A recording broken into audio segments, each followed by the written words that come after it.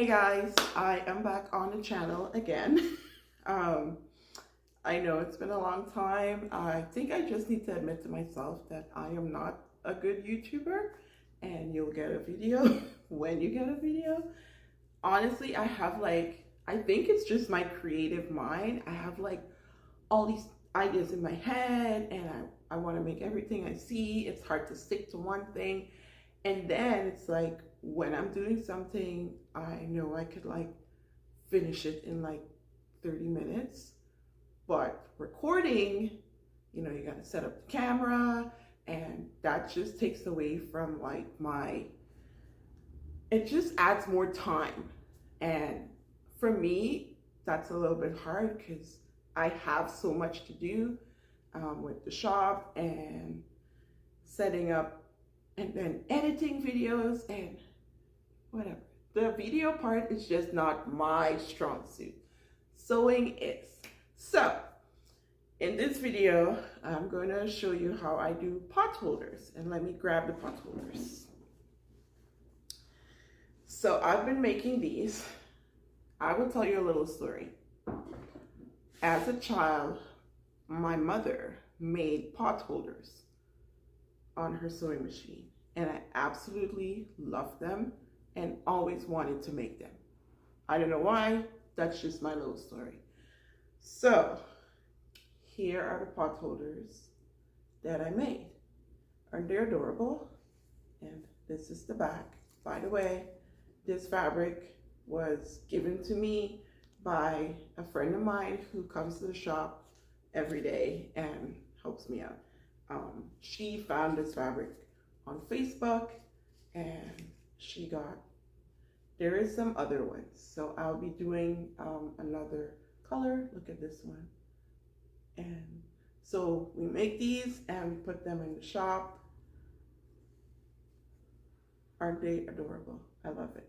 So that's what I'm going to show you today, how I do these. I do these on my 10 needle, the Brother PR 1055X embroidery machine, and I absolutely love it. So let's get into the video.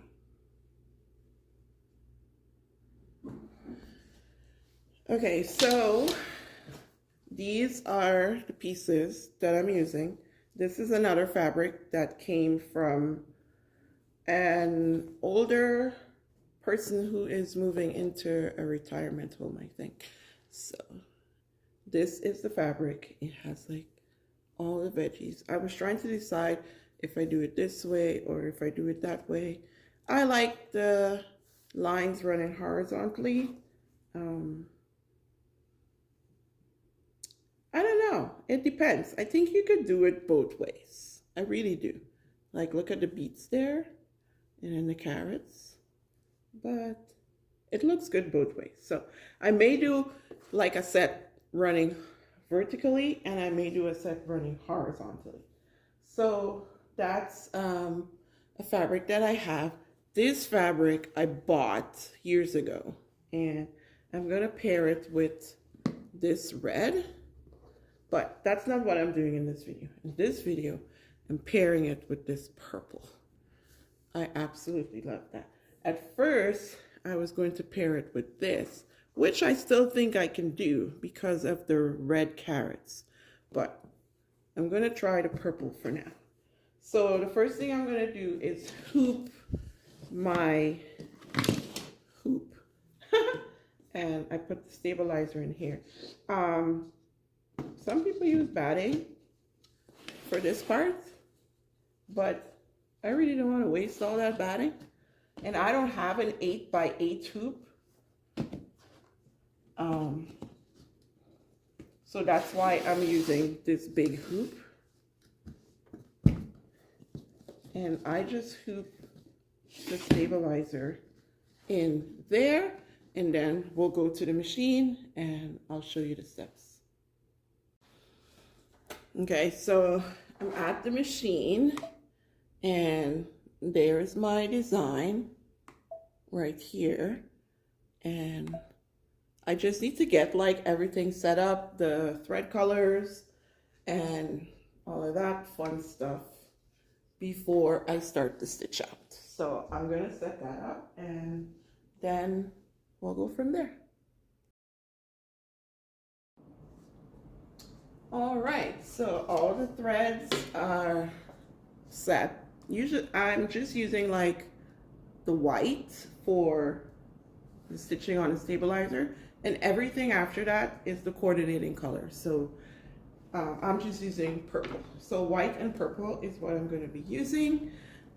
Your pattern pieces are 3 inches, 3.5 according to the design, but I cut 3 because there's a lot that gets cut off. So 3.5 by 9, and your pattern pieces, your other pieces are, they say 7 by 9, and 2 at 7 by 9, I should say, and then another 2 at 7.5 by 9.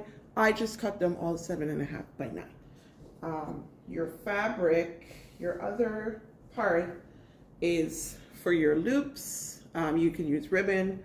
I just make these little straps. I cut them 2 inches by 12 inches, and then I fold them twice to get like a 1/2 inch strip, and I cut them at 6 inches long.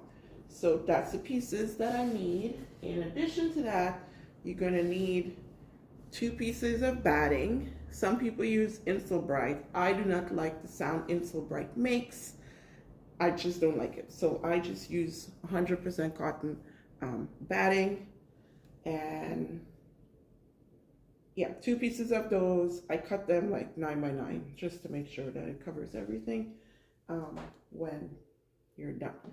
So I'm gonna stitch out the first stitch on the machine, and this machine,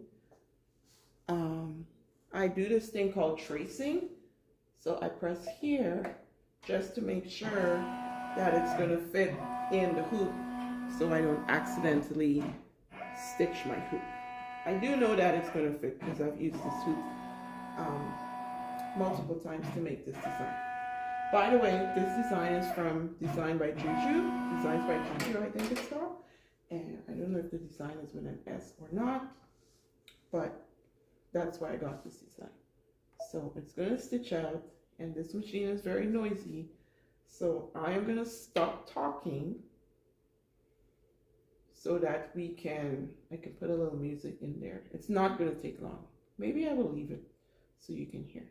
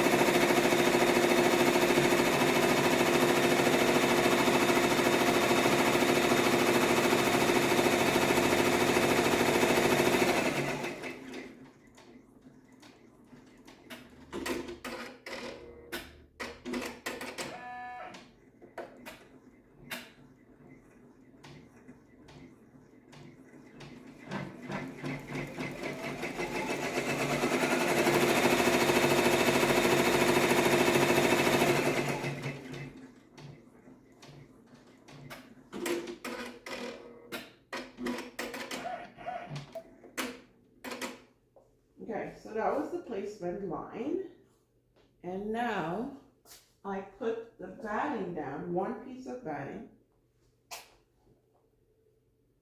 and make sure I cover that placement line, and then I put 1 piece of the fabric over it here.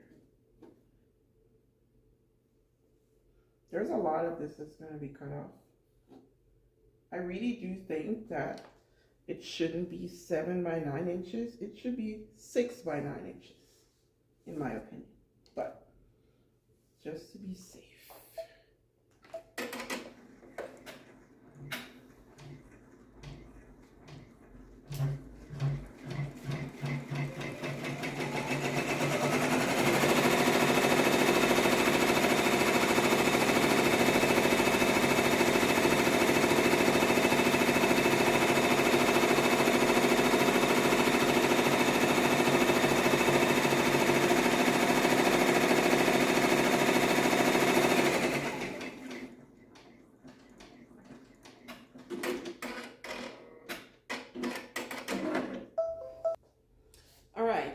I was talking and then realized that I didn't press record on my camera. Yeah, great job, Hannah. Anyway, so it's stitched out and then I cut this piece off. That's why I think when they say 7 by 9, it could be 7 by 6 because you're wasting this much fabric. It's not a big deal unless you're like short on fabric, right? But to be safe, 7 by 9, but for me, I'll do 7 by 6. Not 7 by 6, 6 by 9. 6 this way, 9 this way. So if your fabric is directional, you want to keep that in mind. But 6 inches covers it. Like if you were to do, your 6 inches would be here and your stitching is here, so you're fine. Okay, now it's going to quilt this part. So I'll put the machine on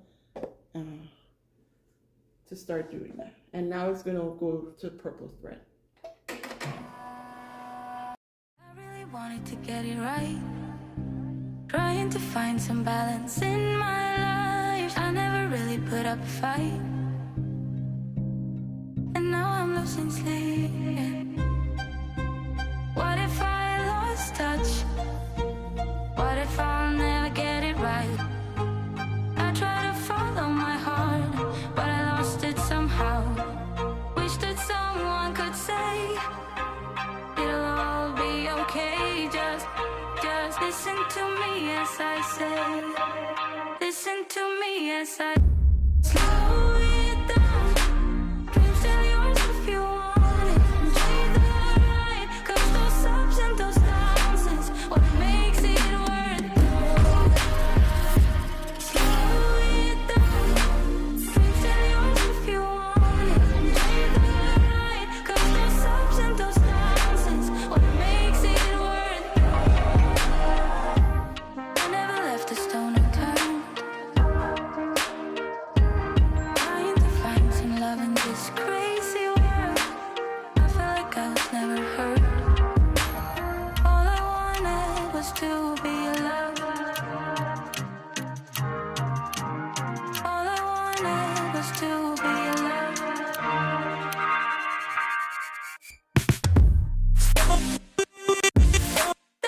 Tell yours if you want. You're the right, 'cause those ups and those downs is what makes it worth it. Slow it down. Tell yours if you want. The right, 'cause those ups and those downs is what makes it worth it.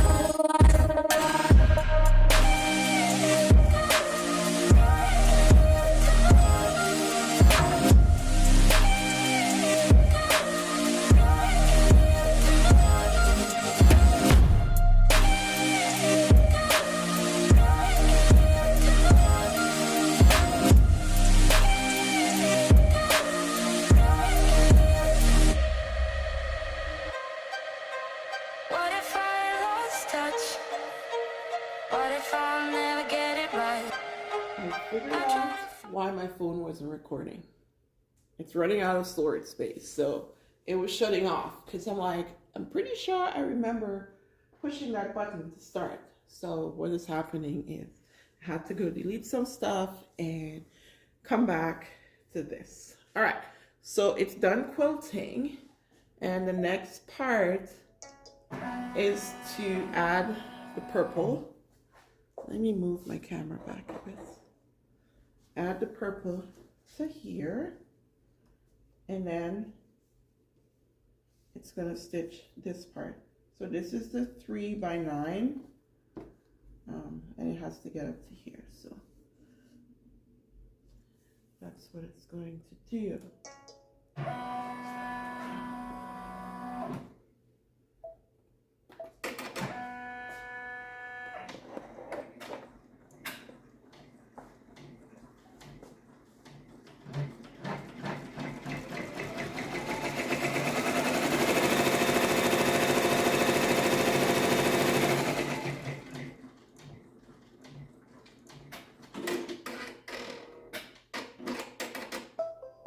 Now I've set the machine to stop after every stitch that it does. That way it allows me to do what I need to do here. Okay, so we flip this up and now it's going to stitch it in place this way. I think it's going to go that way across there and down, and then it's going to quilt the top with the design. Listen to me as I say, listen to me as I slow it down. Dreams still yours if you want it. Enjoy the ride, 'cause those ups and those downs is what makes it worth it. Slow it down. Dreams still yours if you want it. Enjoy the ride, 'cause those ups and those downs is what makes it worth it. I never left a stone unturned. Trying to find some love in this crazy world. I felt like I was never hurt. All I wanted was to be loved. All I wanted was to be loved.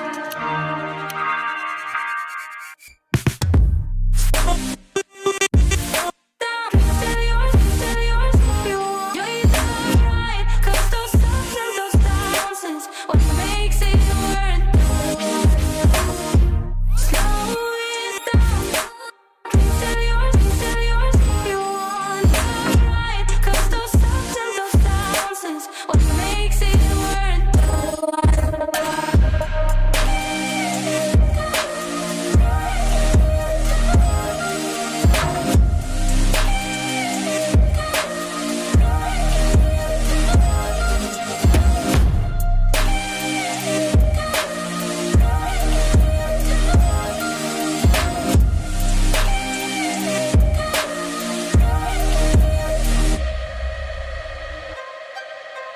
What if I lost touch? What if I'll never Next get step is to put the loop in. So if you have ribbon or if you want to make your own loop, I make my own loop out of the main fabric. And now I just put it on the corner there and hold it in place. You can tape it, but I break the rules a lot. And now it's just gonna tack it in place.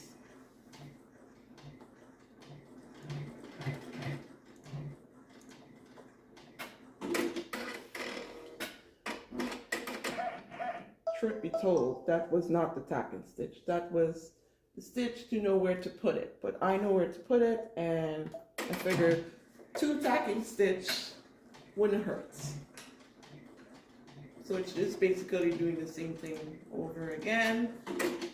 And now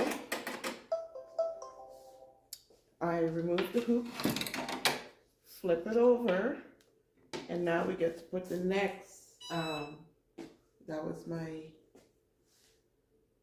Cricut heat press. So this piece of batting is barely covering it. I'm focused on covering the stitch line. That's what so it's like exact. This one. And then I take some embroidery tape and let's find the edge.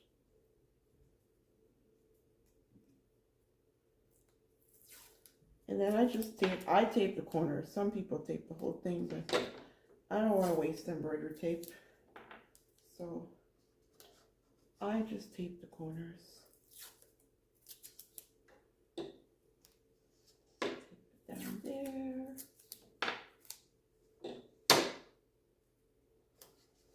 Okay, you want it nice and flat, and you flip it over. And when you have to make sure that it doesn't get like your batting on the bottom doesn't get caught. So I just check, and then it stitches it, tacks it. It tacks it to your project. It's tacking the batting. That's what I want to say. Now I'm losing sleep. What if I lost touch?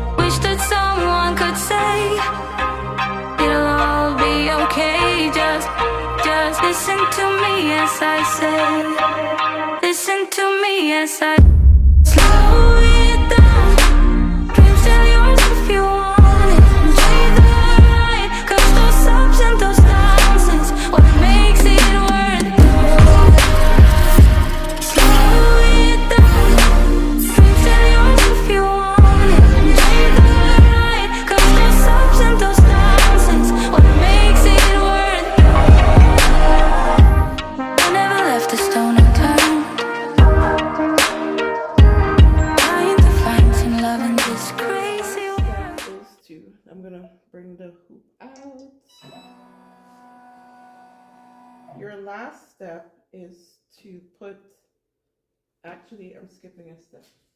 You're supposed to take it back out and trim along, trim off all the excess of your batting.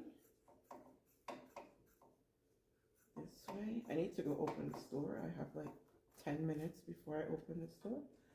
So I feel like I'm gonna pause this video for a bit, and that side doesn't need trimming because it's like so close to the edge. There's just no point. The thing is, because it's batting, it's hard to reuse that tape because all the fuzzies are on it.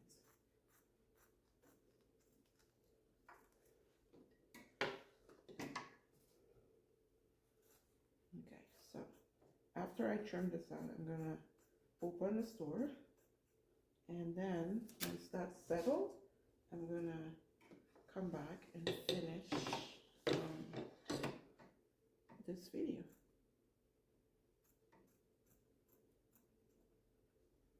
Yeah, I had to go back and try to do it anyway. There's really nothing there. Okay, I'll see you in a bit. So something I just realized was that in the beginning, I said that we needed 4 of these pieces, but I was thinking because I'm making a pair, I need 4.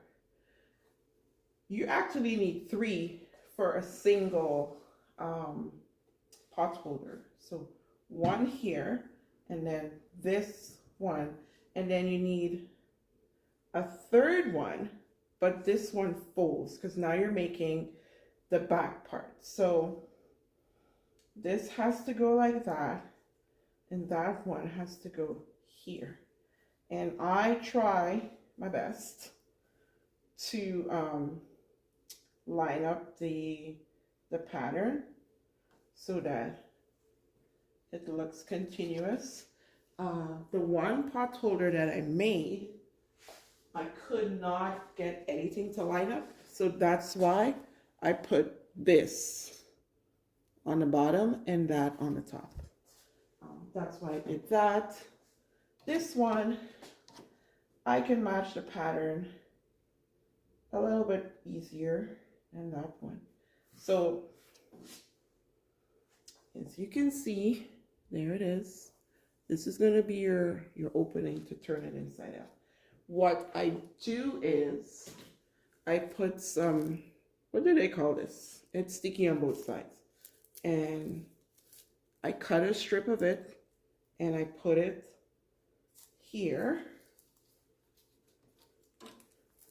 And then I iron it, and that's my glue to close it. I like to put it on before because it's just easier. I don't have to fiddle with getting on the inside of the envelope to get it done. So I'm going to put that strip on, and we're getting down to the final part. Okay, you see my tape there that I ironed? So now I just peel this part off. You gotta peel it off like as soon as you heat it up, because this is the problem I ended up having. So maybe I need to go put some heat on it again. See, the paper is like stuck there, but here the glue is right there. Okay, I put a little bit of heat on it and it's fine. So I want to make sure that my pattern lines up, but at the same time you want to make sure that it's covering where it's supposed to cover. So you got to pay attention when you're so it's not the exact pattern match, but it's close enough and it's going to work for me.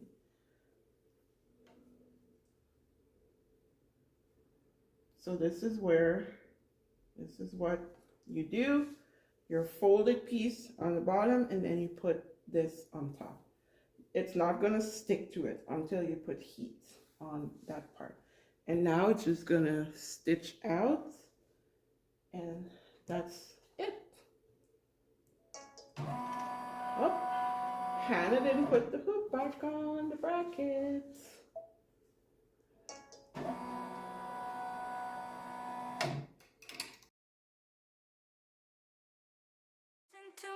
guess I slow it down. Dreams still yours if you want it. Breathe the ride, 'cause those ups and those downs is what makes it worth it. Slow it down. Dreams still yours if you want it. Breathe the ride, 'cause those ups and those downs is what makes it worth it. I never left a stone unturned. Trying to find some love in this crazy world. I feel like I was never hurt. All I wanted was to be loved. All I wanted was to be loved.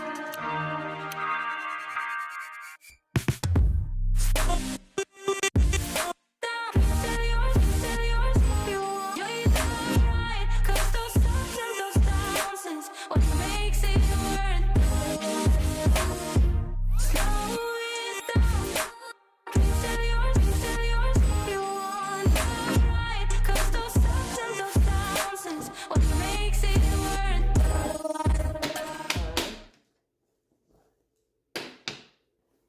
Pot holder. So now we go trim off all the edges.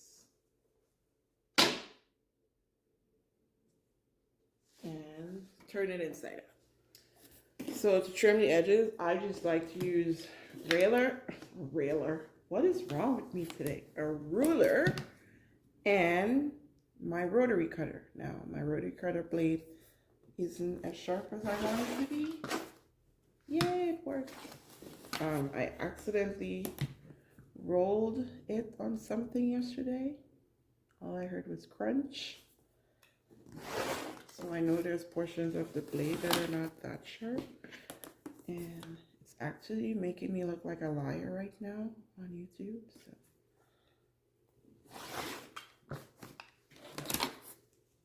So I'm lining up 1/4 inch from the seam. That's what I'm doing. And then I just cut. And then I take my scissors and cut the corners like that. Just so it's easier, like it lays flat when you turn it inside out. The corners lay flat, especially this corner where the loop is. So now I get in there.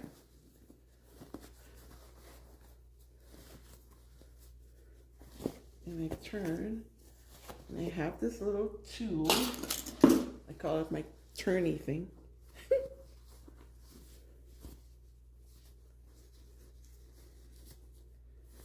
Make sure to get your corners nice.